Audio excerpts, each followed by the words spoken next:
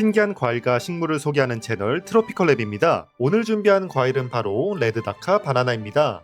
강렬한 빨간색이 압도적인 이 과일은 동남아 지역에서 기원한 바나나 품종 중 하나인데요. 그 아름다운 색과 뛰어난 맛 때문에 일반적인 캐번디시 품종보다 고급으로 평가되며 세계 많은 나라에서 일명 프리미엄 바나나로 사랑받는 과일입니다. 그리고 심지어 이 바나나는 열매뿐만이 아닌 식물체까지도 진한 빨간색을 띠기 때문에 관상용으로도 널리 재배되는 식물이기도 합니다. 이런 레드다카 바나나는 현재 남미와 동남아, 인도, 아프리카 등지에서 대량으로 상업 재배가 되고 있는데요. 아쉽게도 우리나라에는 거의 수입되지 않는 만큼 쉽게 볼 수 있는 과일은 아닙니다. 하지만 이번 기회에 저희 트로피컬랩이 현지에서 레드다카 바나나의 열매를 수집하게 되었는데요. 과연 어떤 매력을 지닌 바나나일지 꼼꼼하게 살펴보도록 하겠습니다.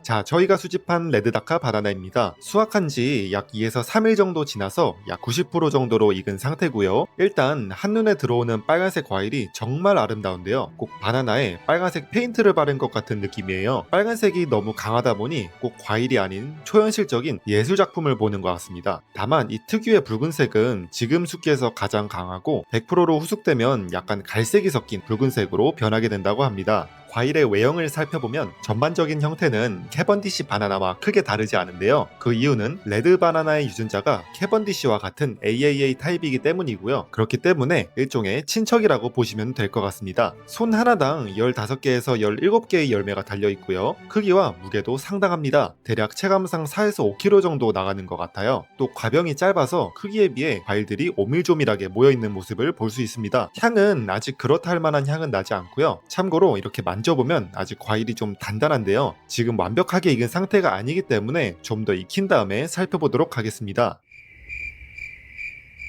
자, 3일 동안 과일을 더 익혔습니다. 이게 완전히 100% 익은 상태고요. 과일의 색과 질감, 향이 모두 변했습니다. 앞서서 살펴보았을 때는 아주 진한 빨간색을 띄었는데 지금은 보시다시피 약간 갈색과 노란색이 더해진 빨간색으로 변하게 된 걸 볼 수 있습니다. 이렇게 살짝만 건드려도 열매와 줄기의 연결부가 쉽게 떨어지는 모습이고요. 냄새를 맡아보면 우리가 흔하게 아는 캐번디시 바나나의 달달한 냄새가 느껴지고요. 다만 레드다카는 냄새가 강하지 않고 은은하며 좀 더 묵직하고 달달한 느낌입니다. 그리고 약간의 바닐라 비슷한 향도 끝에 살짝 느껴지는데 이게 상당히 신선하게 다가옵니다. 과병이 붙어있는 상태의 열매를 보여드리기 위해 잘라보는데요.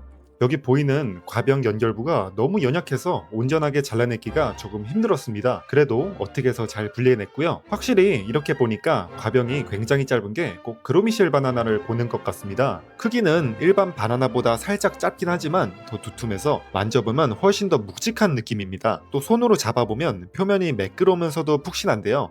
껍질의 두께감이 확실하게 느껴지는 게 캐번디시아와 같은 수출용 바나나의 감촉이었습니다. 길이는 과병을 제외하고 약 15cm에 지름은 4.58cm 정도가 나왔는데요. 일반적인 캐번디시 바나나의 길이가 보통 18에서 20cm에 지름은 3cm 정도인 것에 비교하면 대략 이 정도 크기라 보시면 될 것 같고요. 무게는 좀 더 정확하게 재기 위해서 3번에 걸쳐서 측정을 했습니다. 첫 번째는 185g, 두 번째는 193g, 마지막 세 번째는 169g으로 평균 182.3g이 나왔습니다. 한마디로 짧지만 더 굵은 바나나라고 할 수 있을 것 같습니다. 이번엔 과일을 양 방향으로 잘라서 내부 구조를 살펴보겠습니다. 자, 이렇게 잘라보았고요. 확실히 캐번디시의 사촌이다 보니 구조도 캐번디시하고 거의 비슷합니다. 발달하지 않은 씨앗들의 배치와 과육의 전반적인 구조도 거의 동일합니다. 다만 과육의 색이 흰색이 아닌 노란색을 띈다는 점에서 차이가 있었습니다. 참고로 이렇게 노란색이 진한 만큼 레드다카 바나나는 비타민C와 베타카로틴이 일반 바나나에 비해 훨씬 더 많이 들어있다고 합니다. 이번엔 과일의 가로 단면을 보기 위해서 한번 잘라보았고요.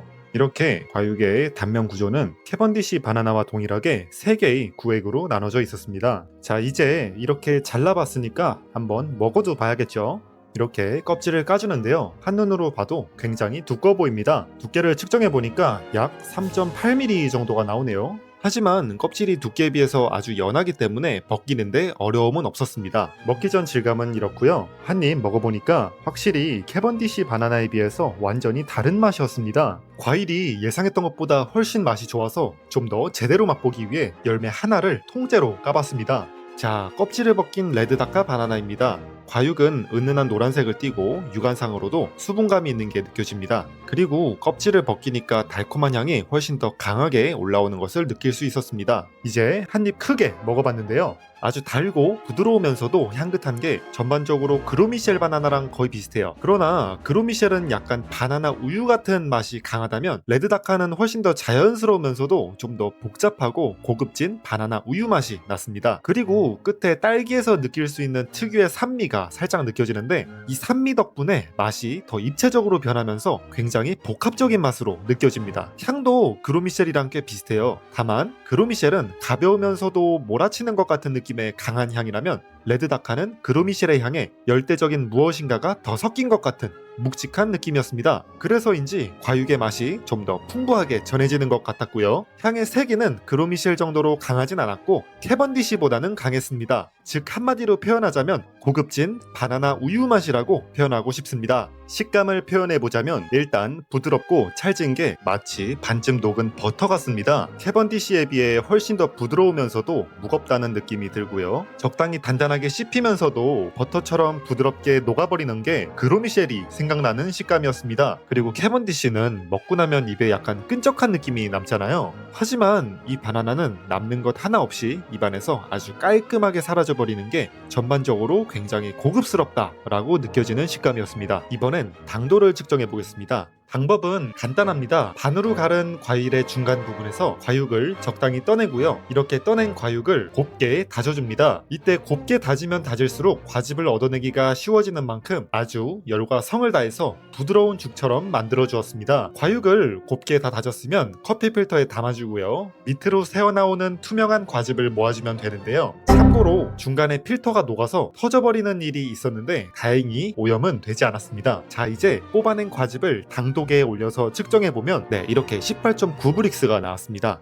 일반 캐번디시가 보통 17에서 18브릭스 정도인 것에 비하면 비슷하거나 더 높은 수준이고요. 그리고 중요한 것은 앞에서 신맛이 살짝 있다고 했는데 이 신맛은 단맛을 더욱 선명하게 만들어주는 효과가 있어요. 그렇기 때문에 실제 체감되는 달콤함은 그 이상입니다. 자, 이렇게 레드다카 바나나를 처음부터 끝까지 살펴봤고요. 이 바나나를 한 줄로 평가하자면 그로미셸 바나나의 상위 호환 업그레이드 버전이라고 말할 수 있을 것 같습니다.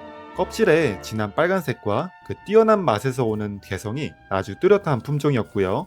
전반적으로 외형, 풍미, 당도, 그리고 유통성 모두 뛰어난 것으로 보이는 만큼 미래 국내 상업재배에서도 유망할 것으로 생각됩니다. 레드다카 바나나 만약 기회가 된다면 꼭 한번 맛보시길 강력하게 추천드리고요. 자, 오늘 준비한 영상은 여기까지고요. 다음 에피소드에서는 더 재미있는 과일과 식물로 찾아뵙겠습니다.